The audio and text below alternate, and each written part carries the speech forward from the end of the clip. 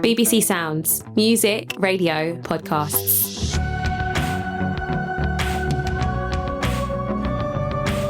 So the Met Gala may have just happened in New York, but who cares? The real fun was happening in Blackpool on the biggest night of the year for British farmers. Is that like the Glastonbury of the young farmer world? Easily, yeah, it is the event of the year. We actually will get into the Met Gala, which is basically a wonderfully weird, over-the-top fashion event a bit later. But first, let's talk about those farmers.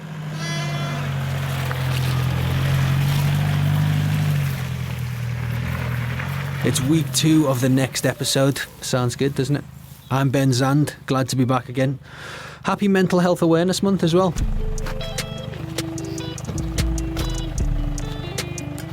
The weekend just gone in Blackpool genuinely was the event of the year for the young and free of the farming world. Over 1,000 of them descended on the greatest city in the northwest to have a good time and also have 1, 2 or a lot of drinks. Going to Blackpool was so fun. There's obviously going to be problems when you have a large amount of people. A lot of people feel a bit sort of put off by young farmers being trolleyed in the streets. Problem of loneliness, like you sat in a field for 14 hours a day just on your own, like not talking to anyone. You know, the majority are good people that have just come for a good time, not to wreck the place. I think it's really important, and quite often they work on their own most of the time. You don't get a chance to see their friends and stuff.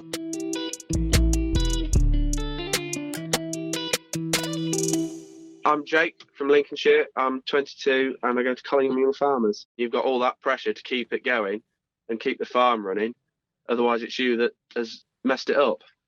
I know farmer suicide rates are really high compared to other industries. At least one young farmer dies of suicide each week, according to the ONS. It's quite a scary figure. It is quite a scary figure, yeah, but it doesn't surprise me because there are a lot of high pressure jobs out there and a lot of high pressure farms and stuff like that, and it can just get on top of you. I mean, when you're tired because you've been working God knows how many hours a week, nothing's gone right, your tractor's broke down, you've had your best cows drop down dead, had a calf inside it, that calf would have been worth a fortune, that's your profit gone for the year. Farmers have been meeting up every year for the past few years, and it usually happens either in Blackpool or Torquay, apparently. Anybody who's anybody on the farming scene makes sure that they're there. The event has always been run by the National Federation of Young Farmers, which is one of the largest rural youth organisations in the country. But in 2018, it got a bit too rowdy. Some people were arrested, so they cancelled this year's event. There's quite a bit of coverage around it, but it turns out farmers don't have a lot of time to enjoy themselves. They work a lot, and as a result, they really like this event. It's a big deal. It's time to let the hair down, and a lot of them were not happy at the decision to cancel it. So, thousands of them, one guy told me it was 3,000, just went to Blackpool anyway and carried on the tradition. It looked fun, and it seems to be a pretty normal event. The only exception was that everyone was a farmer.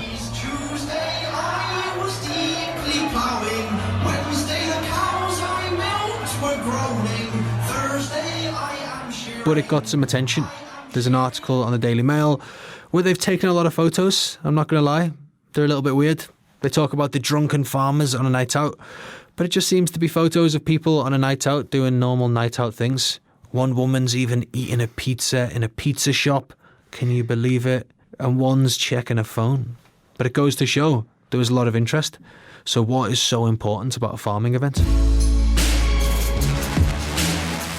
I've got to say it's a pretty different world for me. I'm an inner city type of guy, haven't really spent any time whatsoever around farms. I would go as far as saying I know absolutely nothing about farming, which I think is pretty common. Most of us live in big towns and cities very far away from the farm world. And there's only around 50,000 farmers in the UK, according to Rural Business Research. But these are the people who literally feed our nation. Not completely. I mean, just under 50% of what we eat comes from outside the UK, but they are a vital part to our society.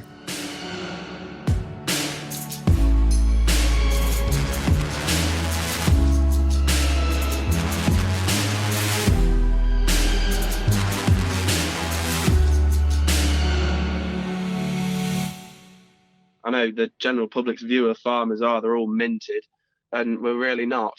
I'd love to know if they think they can come and run it better so we are minted, because we'd love to be. but a lot of us aren't. How do you cope with it then? I mean, it does sound like a lot. You just keep on boring on, don't you? You just keep on going. You look at ways to improve, and if you need help, you can't be afraid to ask. So Jake feels like farmers aren't really represented very well in the media, and they often overlook the real issues. And it's clear people like Jake think that there is a problem. So what is going on? Farmer Jake went to that event in Blackpool. The farming community are very tight. They're very close. Everyone knows everyone. Is that why you went then? Because you just kind of, it's a way of actually just having fun, having some friends. It's a very good way to meet new people. It's a very good time to have. You're with your mates having a laugh. I mean, that's why young farmers is important, because without young farmers, a lot of the young farmer members wouldn't get out. They've got livestock. They've got to tend to them 365 days a year. They can't just knock up and leave and go with a group of mates to town like I suppose normal people would do outside of the agricultural industry. You can't. You've got stuff to do. I mean, summer is a write-off no matter what you're doing in farming. Summer's a write-off. You've got crops to harvest, livestock to check and look after, hay to make, silage to get in. It's a very busy time for us, and we just don't get out and see people. Because there's some quite shocking statistics. One came out in February this year. It says that 4 out of 5 farmers who participated in the survey thought that mental health was the biggest problem facing farmers right now. Would you agree with that?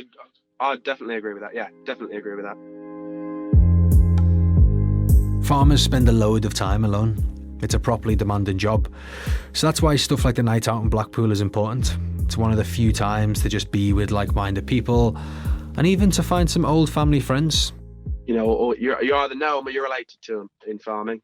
It's a fact. No matter where you go in the country, it's all the same. I've got cousins in Cumbria and all sorts of places, Wales, and you bump into them at events like AGM because you hear your surname being called and you turn around and they're not talking to you. I met a cousin from Cumbria 2 years ago at AGM, exactly like that. I was stood at the bar and someone called my surname and they weren't talking to me. Turned out we were related.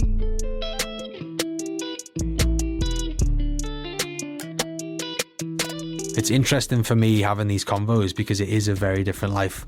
Jake was talking about how he can never have a proper summer as his summers are taking up farming the land, and there are so many different responsibilities. He said there's also a lot of family pressure.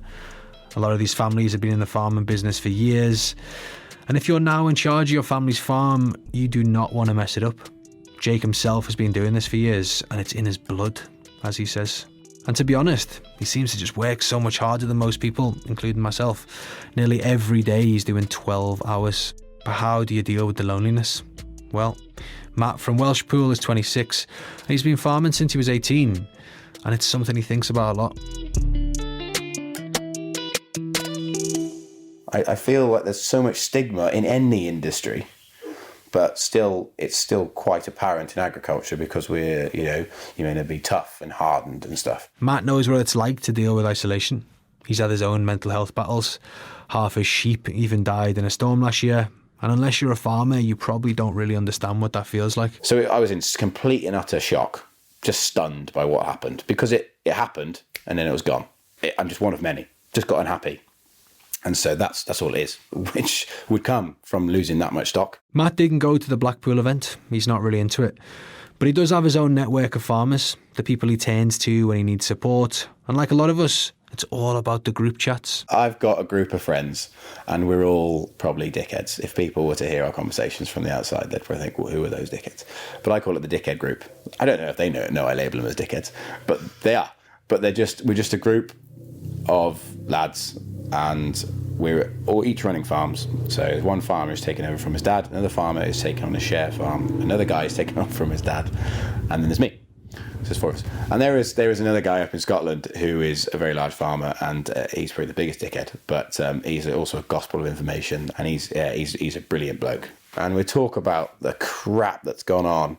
If the weather's been bad and you're lambing and you've had a high death toll of lambs, well then for us, sadly, we have to kind of just vent it out. We have to say it, and you almost have to make it not emotion anymore, and just say, oh well, you just and not brush it off, but talk about how it's affected us and how crap it is. Thanks for speaking to us, Matt. I appreciate it.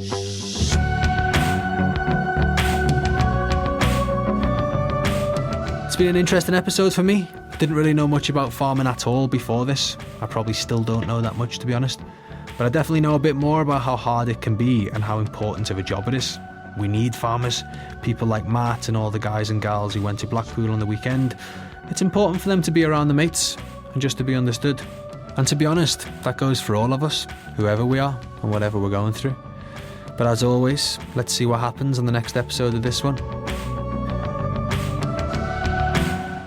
By the way, the Farming Community Network run a confidential national helpline which is open every day of the year from 7 a.m. to 11 p.m. Call 03000 111 999. Alright, on the next episode we're going to chat about some other stuff going on in the world as well. There's a new royal baby, but you definitely knew that already because you have Twitter. And also because everyone's talking about it, arguably too much. Did I just say that? Also, last night, the Met Gala happened in New York. It's a big fundraiser for a kind of costume museum over there, and it's run by Anna Wintour. She's the inspiration for The Devil Wears Prada. And you've probably seen some of the pictures of celebs going into the event. They have some pretty crazy clothes. Lady Gaga, Katy Perry, Harry Styles, they were all there. It is a massive thing. But I've been chatting to Amy Phillips. She's a woman who knows the fashion scene in New York very well. And she was telling me that the red carpet is actually where the fun stops. If you think about the components of what make parties fun, it doesn't really have any of that. Like, you're wearing probably the most uncomfortable clothes you've ever worn in your life. You can't bring your mates. All of the ingredients that make parties fun, I think are kind of missing in this case. Yeah. Like, you're in an amazing setting. You're in the museum, the Metropolitan Museum of Art, but I don't know if you actually feel like you can really cut loose, when you're in the presence of these people that have made this investment in you, and there's all this expectation, and you're wearing these horrible clothes, and apparently the party's always in the bathroom. That's what everyone always says. I mean, it looks a bit like a horror film. Everyone's got like such terrifyingly, it's like all the senses are invigorated. Well, that's why I think it's not fun. I mean, I remember speaking to people think about just getting in a car. Like, Katy Perry was wearing a chandelier. Like, there's very few people who nail it. Like, I think Rihanna is one of the few.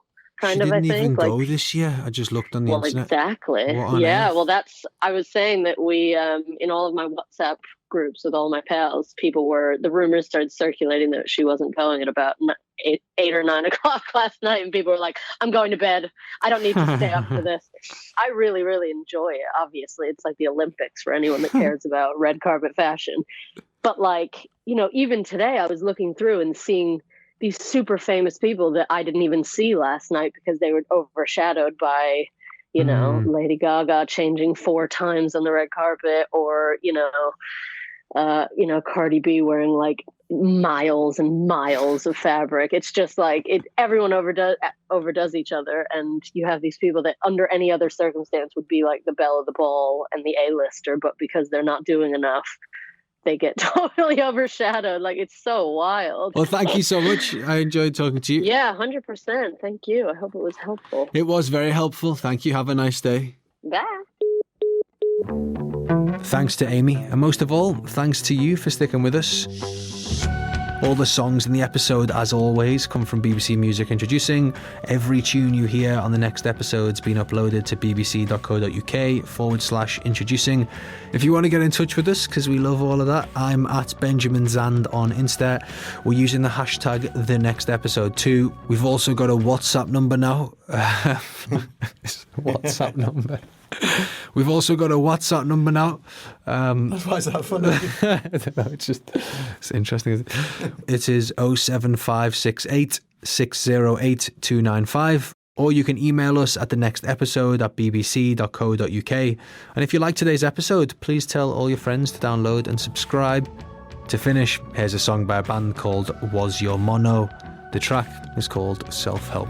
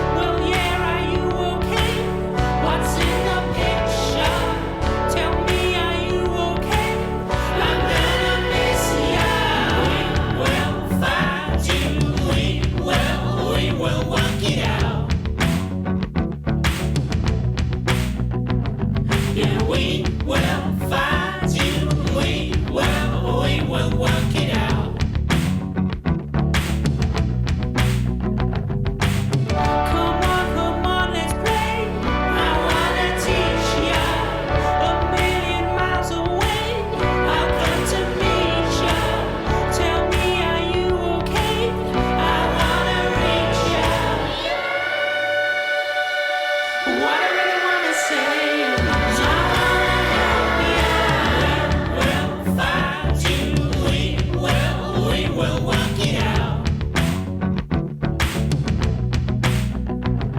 Yeah, we will find you. We will work it out. Calling you from the other side. But don't feel sad 'cause you're on your own. Valerie, what I say is I wanna help ya. Calling you from the other side.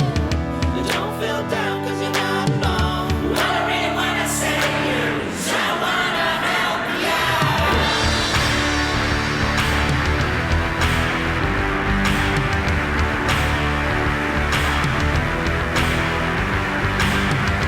Valerie, what I say is Valerie, what I say is I wanna help ya. We will find you. We will work it out. Yeah, we will find you. We will work it out. Yeah, we will find you. We will work it out. Yeah, we will find